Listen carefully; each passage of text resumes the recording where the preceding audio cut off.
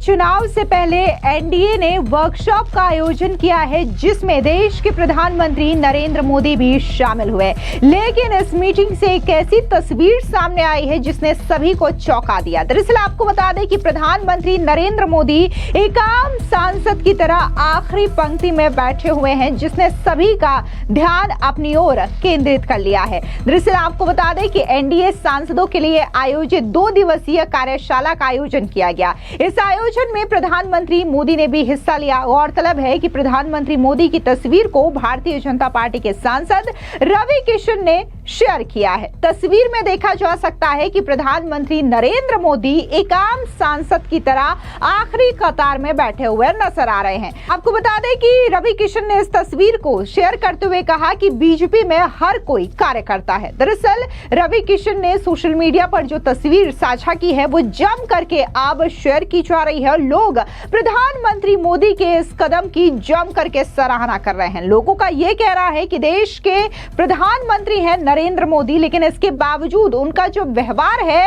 वो एक आम सांसद, एक आम कार्यकर्ता की तरह देखा जा सकता है, क्योंकि वो चाहते तो पहली कतार में भी बैठ सकते थे, लेकिन वो आखिरी पंक्ति में बैठे हुए हैं। आपको बता दें कि रवि किशन ने यह तस्वीर साझा करते हुए लिखा कि एनडीए सांसदों की कार्यशाला में आखिरी पंक्ति में बैठे प्रधानमंत्री मोदी जी ने ये शक्ति है बीजेपी की। हर कोई कार्यकर्ता बीजेपी संगठन में हर कोई कार्यकर्ता है। तस्वीर में प्रधानमंत्री मोदी अन्य बीजेपी सदस्यों के साथ कार्यशाला में अंतिम पंक्ति में बैठे हुए दिखाई दे रहे हैं। मीडिया रिपोर्ट्स के मुताबिक बीजेपी सांसदों ने जीएसटी स्लैब में बदलाव के लिए प्रधानमंत्री मोदी को धन्यवाद दिया और इसी के साथ ही प्रधानमंत्री मोदी को सम्मानित भी किया गया। ये वर्कशॉप 2 दिन में 4 सेशन में होनी है। इसमें पार्टी के इतिहास और विकास पर चर्चा होगी और सांसदों की कार्यकुशलता बढ़ाने पर भी काम किया जाएगा। इसके अलावा वर्कशॉप का मकसद उपराष्ट्रपति चुनाव से पहले 100% वोटिंग के लिए सांसदों को सही ट्रेनिंग देना भी है। उपराष्ट्रपति चुनाव के लिए 9 सितंबर को वोटिंग होनी है। इससे पहले 8 सितंबर को प्रधानमंत्री मोदी एनडीए सांसदों के लिए डिनर भी होस्ट करने वाले हैं, जिससे अब कैंसिल कर दिया गया है। यह फैसला पंजाब सहित अन्य राज्यों में आई बाढ़ के चलते लिया गया है। सूत्रों के मुताबिक प्रधानमंत्री मोदी बाढ़ प्रभावित राज्यों का दौरा करेंगे और रिव्यू मीटिंग लेंगे। दिल्ली, पंजाब, हरियाणा और गुजरात में बाढ़ के चलते काफी ज्यादा नुकसान हुआ है। वहीं दूसरी ओर आपको बता दें कि प्रधानमंत्री नरेंद्र मोदी ने शनिवार की शाम देश की राष्ट्रपति द्रौपदी मुर्मू से भी मुलाकात की है और इस अचानक हुई मुलाकात ने सियासी गलियारों में कई सारी अटकलें शुरू कर दी है। लोगों का यह कहना है कि आखिर प्रधानमंत्री मोदी जो हैं वो राष्ट्रपति मुर्मू से अचानक मिलने के लिए राष्ट्रपति भवन क्यों पहुंचे हैं। हालांकि उनकी ये तस्वीर भी सामने आई है जहां पर प्रधानमंत्री मोदी राष्ट्रपति मुर्मू से मुलाकात करते हुए नजर आ रहे हैं।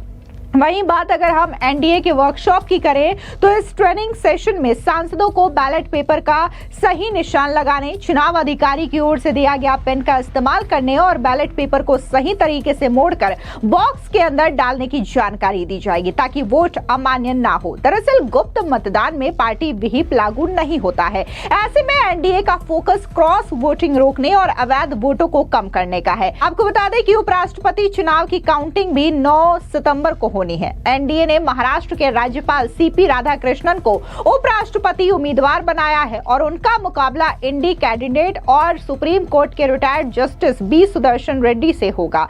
रिटायर्ड जस्टिस रेड्डी आंध्र प्रदेश से हैं, जबकि सीपी राधाकृष्णन तमिलनाडु से है।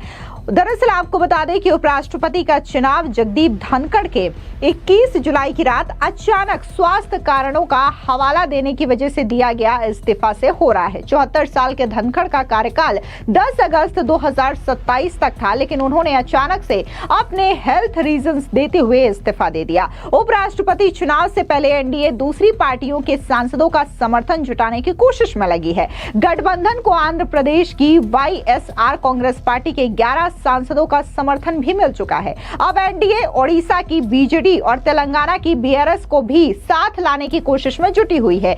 बीजेडी ने अभी तक उपराष्ट्रपति चुनाव के लिए अपना रुख क्लियर नहीं किया है, जबकि बीआरएस को एनडीए और इंडी अलायंस दोनों ही अपने पाले में कराने की कोशिश कर रहे हैं।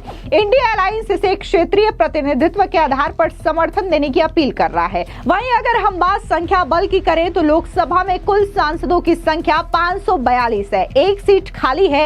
एनडीए के 293 सांसद हैं, वहीं राज्यसभा में 245 सांसद है, 5 सीट खाली है। एनडीए के पास 129 सांसद है, ये मानते हुए कि उपराष्ट्रपति के लिए नामांकित सदस्य भी एनडीए उम्मीदवार के पक्ष में मतदान करेंगे। इस तरीके से सत्तारूढ़ गठबंधन को कुल 422 सदस्यों का समर्थन प्राप्त है। बहुमत के लिए 391 सांसदों के समर्थन की आवश्यकता है। अगस्त 2022 में एनडीए उम्मीदवार जगदीप धनखड़ को 528 वोट मिले थे, वहीं विपक्षी उम्मीदवार मार्गरेट आल्वा को सिर्फ 182 वोट मिले थे। तब 56 सांसदों ने वोट नहीं डाला था। अब जिस तरीके से ये एनडीए की ओर से वर्कशॉप का आयोजन किया गया है दिल्ली में, इसे बेहद खास माना जा रहा है और एनडीए की ओर से एक बड़ी नीति के तहत प्रधानमंत्री मोदी का एक बड़ा मास्टर स्ट्रोक भी माना जा रहा है। और जिस तरीके से इस वर्कशॉप से तस्वीरें सामने आती है जहां पर प्रधानमंत्री मोदी एक आम सांसद की तरह आखिरी कतार में बैठे हुए हैं, तो इस तस्वीर ने सभी का ध्यान अपनी ओर आकर्षित कर लिया है। अब सोशल मीडिया पर ये जो तस्वीर है प्रधानमंत्री मोदी की, वो जमकर वायरल हो रही है और लोगों का कहना है कि एक तरफ राहुल गांधी है जो कि सिर्फ कांग्रेस के एक सांसद हैं, देश के नेता प्रतिपक्ष हैं लोकसभा से, लेकिन उनका जो अहंकार है वो सबसे बड़ा है। लेकिन वहीं दूसरी ओर देश के प्रधानमंत्री होने के बावजूद